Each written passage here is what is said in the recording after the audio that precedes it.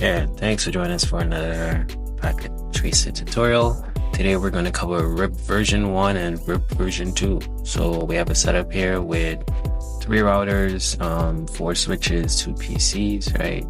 This was connected originally using static routes. So what we're going to do is I've already removed all the static routes from each one of the routers, and we're going to use RIP version 1 and RIP version 2 to try to connect everything to set up the network connections and see well, I'll explain along the way the difference between RIP version 1 and RIP version 2 and why RIP version 1 may not work for this network setup, whereas RIP version 2 would work.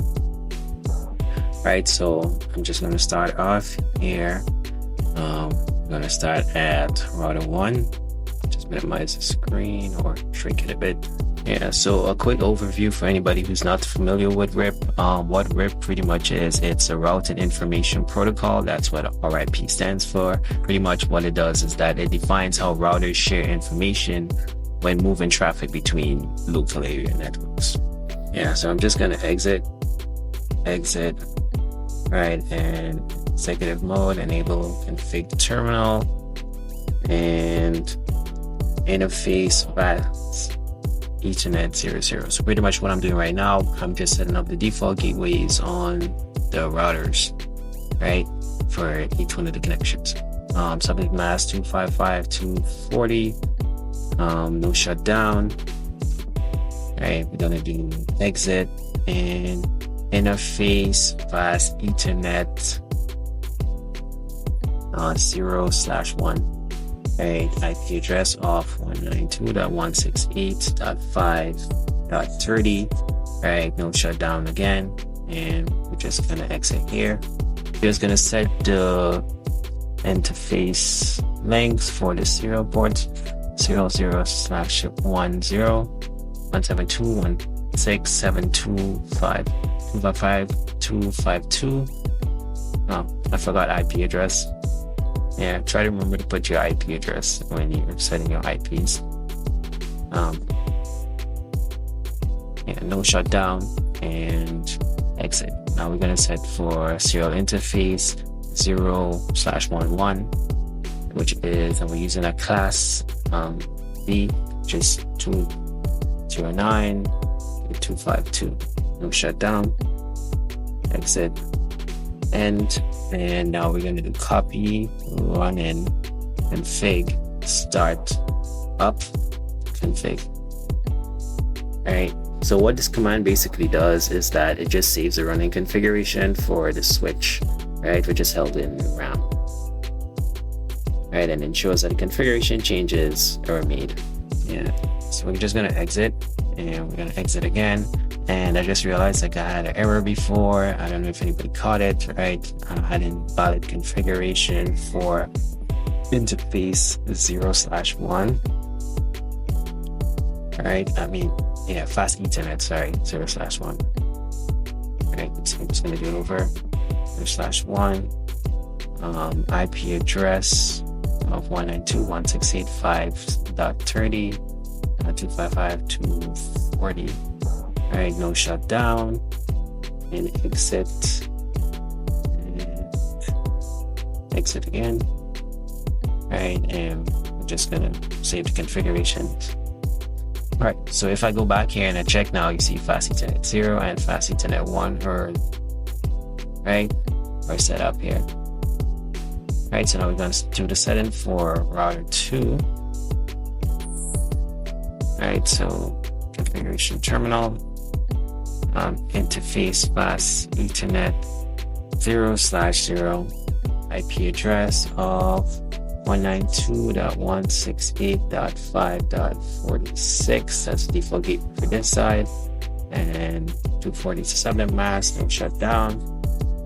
And we're gonna exit interface fast Ethernet 0/1 and IP address of 192.168.5.62, right, 255.240 again, and we're just gonna no shutdown here, exit, and interface serial 0/10, and the IP address is 172.168.726.252. Alright, we're gonna do a no shutdown, exit, and end, and we're gonna save the configurations.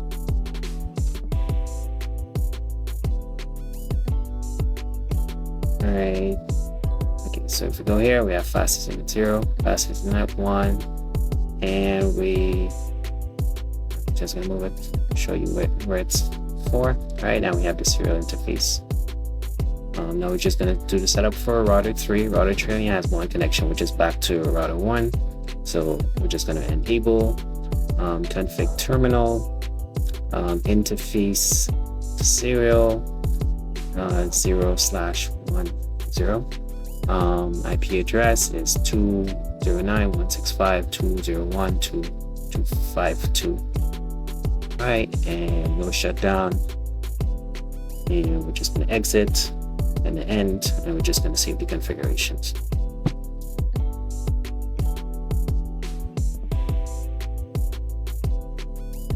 Okay, so we've completed setting up all 3 routers, right? And everything is set up here. So we're just going to do a ping test and show that I'm just going to ping within this side of the network here. I'm just going to ping the PC51 and see request is timed out. Okay, because it's successful, I'm just going to ping it again. Yeah, so you see it was successful. So we have this side of the router. Now if I try to ping outside of that network, we're going to ping 17. You see host is unreachable. All right, so now we're going to set up the RIP configurations on the router. We're going to use RIP version 1. All right, so I'm just going to enable configuration terminal, router RIP version 1, and we're just going to network 192.168.50 network. So we just set in the networks for RIP version 1. Right, 2, and we're just going to exit here. All right, save the configurations. All right, and we're going to do the same thing for router 2. Enable config terminal, router RIP version 1, and we're just going to set the networks again. All right, so the main reason we're going to have an issue is that RIP version 1 does not support valuable or variable length subnet mask, right? And classful protocols, which will lead to issues because of how our network is set up. That's because RIP version 1 itself does not send the subnet mask information in its updates, and this can cause issues with our router, right, and the network, especially the different subnets. So technically it's looking at our subnet, or right, and looking at it as a whole, and right, so like how our network is 192, our subnet is 192.168.5.0/28, right? Even though we have different subnets on that subnet, it's gonna treat everything as a single network due to its classful nature, right? Yeah, which is something we'd like to avoid because it causes errors on the router and loops. All right, so the destination host wasn't found, so we'll just go back here to router 1, and you can see none of the RIP addresses were recognized, right? So we'll enable RIP version 2, right? Router RIP version 2, right? And we're gonna use a command no auto summary.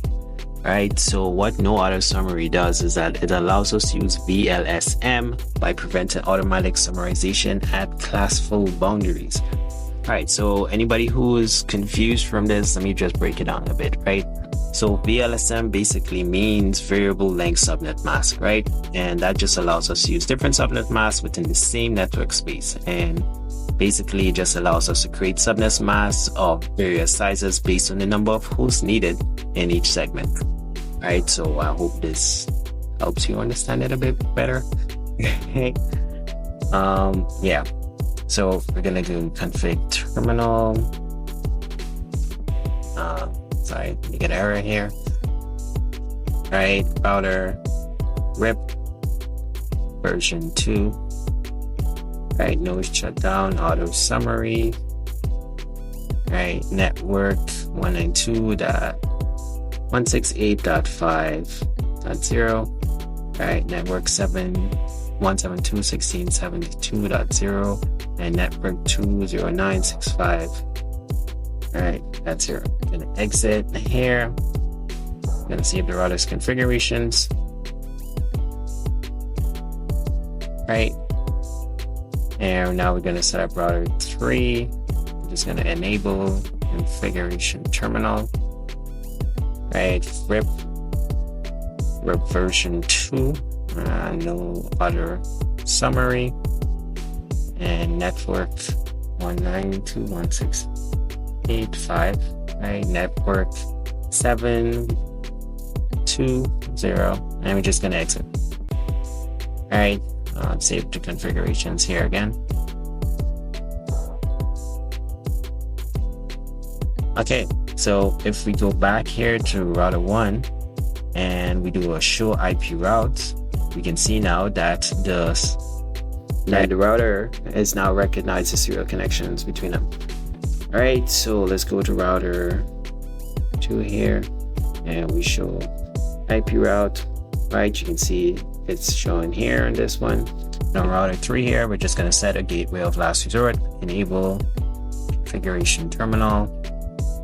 Right, IP route 0.0.0 space 0.0.0 and 209.165.0.1. This is pretty much used to just direct traffic to the next hop. Right, and we're just gonna save the configuration settings. Alright, config. Alright, cool. So now let's do some tests and see if our router is able to ping outside of its subnet. Alright, so we're gonna try pinging 192.168.5.17. Alright, and it was successful. Now we're gonna ping 192.168.5.2 and it was successful. Alright, so we're able to ping out of our subnet into another subnet using RIP version 2. Thanks again so much for watching, and we'll see you in the next one.